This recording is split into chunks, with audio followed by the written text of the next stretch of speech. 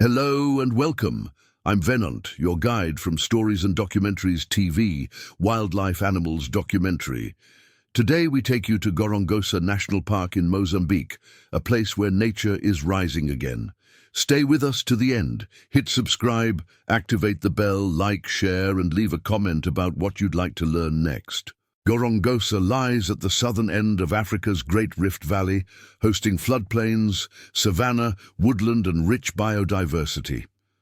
Once decimated by civil war and poaching, large mammal counts fell by up to 90%. Today, thanks to bold conservation and community work, wildlife is returning. Elephants, antelope species, rare insects, and endemic creatures are all part of this remarkable recovery. Gorongosa is more than a park. It's a symbol of hope for wildlife, ecosystems, and people working together. If you enjoyed this quick look at its rebirth, subscribe, like, share, and comment your thoughts below.